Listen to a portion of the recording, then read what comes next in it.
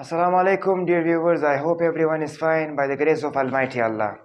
Dear viewers, the topic which we will discuss today is biodiversity. ये biology का unit number 3 है, new chapter है okay, और इसमें आपको न्यू इन्फॉर्मेशन सीखने को मिलेंगे. तो आओ चलो चलते हैं कि what is biodiversity. Dear viewers, bio means life and diversity means variety, जिंदगी की अकसाम. अगर हम लोग इसके लिटरल मीनिंग इसका ये है, और and biodiversity is not an English word, it is taken from 2 Greek words. इसका मतलब भी ज़िंदगी की अकसाम, the variety of life.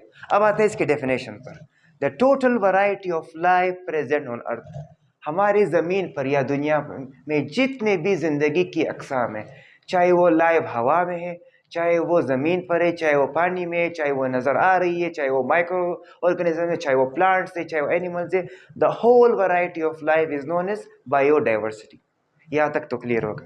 Okay, the definition of biodiversity. अब अकॉर्डिंग टू सम बायोलॉजिस्ट, हमारे ज़मीन पर या on our earth how many types of living organisms are found. कितने किस्म के जानदार हम पाए जाते हैं, किसी को मालूम नहीं है. हम अकॉर्डिंग टू सम बायोलॉजिस्ट, जिन्होंने एक एस्टिमेट किया है, एग्जैक्ट नंबर नहीं, कि there are 10 million species of living organisms on earth. कि हमारे ज़मीन पर या हमारी दुनिया में 10 मिलियन, यानी अगर हम इसको काउंट करें तकरीबन 1 करोड़ स्पीशीज पाए जाते हैं. अब ये स्पीशीज क्या है dear viewers? Species are those organisms which interbreed with one another and produce fertile offsprings.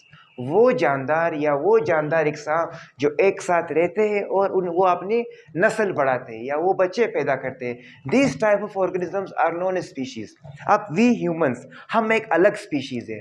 Cats अलग स्पीशीज है, डॉग्स अलग स्पीशीज है, फ्रॉग्स अलग स्पीशीज, ओके, बर्ड्स अलग स्पीशीज है. बर्ड्स में फिर और भी for example there are thousands of varieties या उनके अक़साम है, ये सब अलग स्पीशीज है. इसी तरह के ऑलमोस्ट 10 मिलियन स्पीशीज हमारी दुनिया में पाए जाते हैं. अकॉर्डिंग टू सम बायोलॉजिस्ट, इसमें 1.5 जो है एनिमल्स अभी तक पहचान चुके गए हैं, एंड प्लांट 0.5 मिलियन.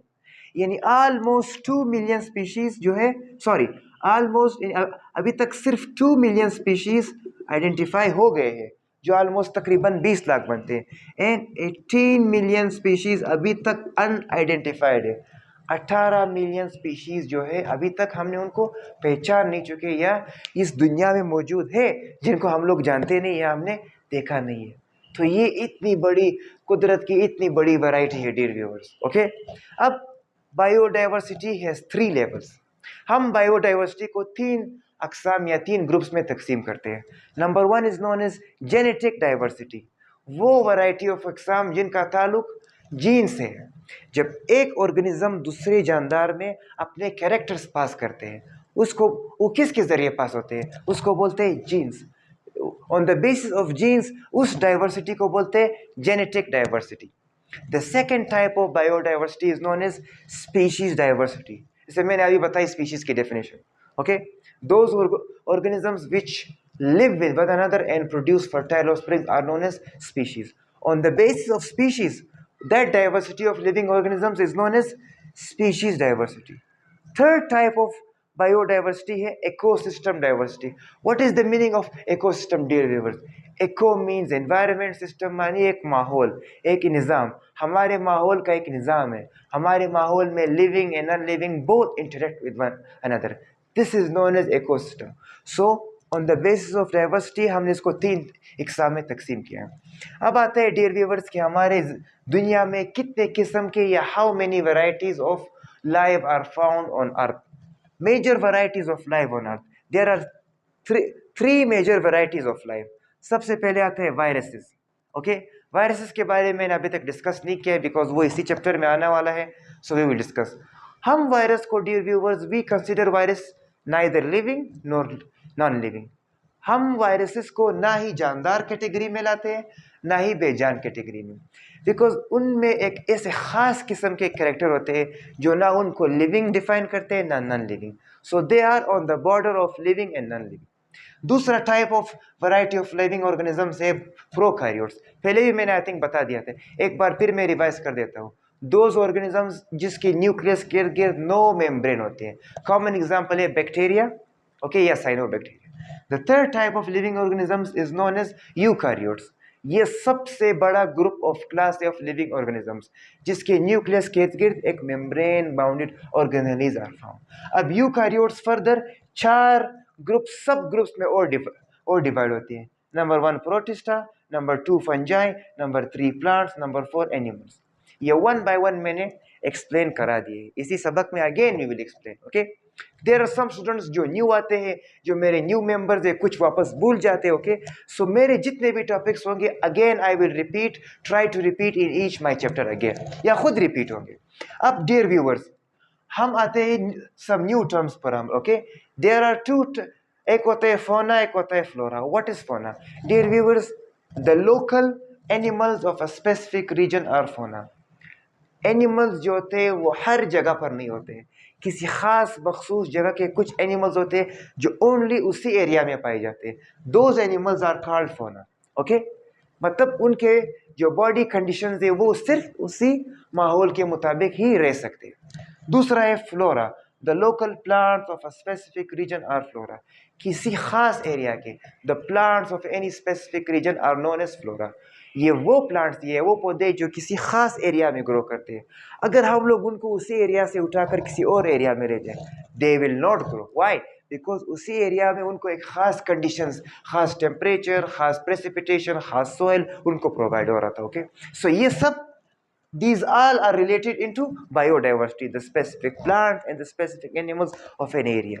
अब dear viewers, क्यों इस तरह होता है? Why? अगर जैसे मैंने कहा था कि क्यों कुछ एनिमल्स किसी स्पेसिफिक रीजन में ग्रो कर सकते हैं और किसी और एरिया में नहीं, कुछ प्लांट्स जो होते हैं किसी खास एरिया में ग्रो कर सकते हैं और किसी और एरिया में नहीं। इसकी क्या वजह है? इसके पीछे 5 फैक्टर्स है। Okay, diversity depends on many factors. Okay, यहाँ पर मैंने 5 फैक्टर्स बताए जो इस पर खास, जो उन जानदारों की बॉडी पर खास इफेक्ट करती है। ओके, कि वो इसी एरिया में ही ग्रो कर सकते हैं। अब आते हैं what are the factors dear viewers. Number 1 is temperature, मैंने यहाँ पर लास्ट में लिखा है। ओके, टेम्परेचर, उस जगह की दर्जा हरारत, द हॉटनेस और कोल्डनेस ऑफ दैट रीजन।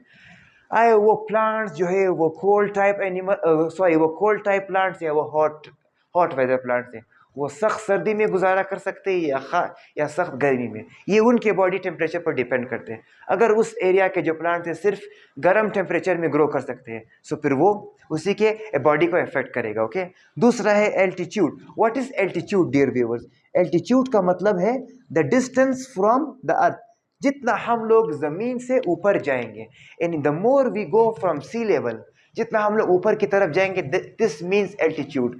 कुछ ऐसे प्लांट्स एनिमल्स होते हैं जिनकी ग्रोथ सिर्फ हाई रीजन में होती है। कॉमन एग्जांपल मैं बताऊँ, आइबेक्स जो एक पहाड़ी एक गोट है। Okay, if it is also known as mountainous goats, जो सिर्फ और सिर्फ हाई रीजन्स में ही grow, how we can find it. Why? Because उसके लिविंग जो body condition it depends on that high temperature या the distance from the earth या high altitude. Number third one is dear viewers precipitation. What is precipitation? The rainfall of any area. किसी जगह में बारिश कम हो रही है, किसी जगह में बारिश तेज है, किसी एरिया में द रेनफॉल परसेंटेज कम है, ज़्यादा है, बर्फबारी पड़ रही है। ये भी डिपेंड करती है कि उस एनिमल्स या प्लांट्स किस जगह से बिलोंग करते हैं dear viewers. Okay, number fourth one is soil, मिट्टी। किसी जगह की मिट्टी कितनी है? अब अगर किसी जगह की मिट्टी जरखेज़ है तो वहाँ पर ज़्यादा प्लांट्स ग्रो कर सकते हैं। अगर किसी जगह की जो मिट्टी है वो फर्टाइल नहीं है, it's unfertile, so plants will not grow. So the living the plants and animals of any region will also depend on soil. The last one is geography, the conditions of that area, how the weather condition of that area, whether the weather of that area is hot, whether it's cold, how is geographically that place made. Are there mountains, are there forests, are there okay rivers, are there water is there. इस पर भी dear viewers geography के हवाले से भी उस plant या उस एनिमल के बॉडी पर बहुत ज़्यादा डिपेंड करता है। What is geography? ज्योग्राफी का मतलब ये कि उस एरिया की ज़मीन किस तरह है, वहाँ पर पहाड़ कम है ज़्यादा है, वहाँ पर जंगलात ज़्यादा है कम है, वहाँ पर पानी ज़्यादा है रिवर है, ओके, उसकी ज़मीन किस तरह है, फ्लैट है, ओके, या फॉर एग्जांपल जिगजैग है, ओके, ये सारी चीज़ें डिपेंड करती है डियर व्यूअर्स। सो यह था आज का टुडे का टॉपिक। आई होप आप इंजॉय कर चुके होंगे और समथिंग न्यू आप लोगों ने पिक कर लिया होगा। That is the new chapter biodiversity, the variety of life on अर्थ। ये था इंट्रोडक्शन। कल इंशाल्लाह इसके बाद जो हम लोग पढ़ेंगे वो होगा कि different types of variety of living organisms. Okay, so I hope आप लोग इंजॉय कर चुके होंगे। और अगेन जाते जाते again I will tell you कि please subscribe my YouTube channel, okay. बगैर सब्सक्रिप्शन के डियर व्यूवर्स, ये आप लोगों को this is a kind of a support from you guys. The more you guys support us, the more we will be motivated. हमारे अंदर और भी हिम्मत जान आएगी, ठीक है। हम इससे भी बेहतरीन टॉपिक मतलब पेश कर चुके होंगे, ओके, या पेश कर सकते हैं if your support is there with us. So your support is if you subscribe my channel, okay, and share it with your lovers, okay, yeah, your loved ones, okay. I hope you have enjoyed it. Till next time, Allah Hafiz.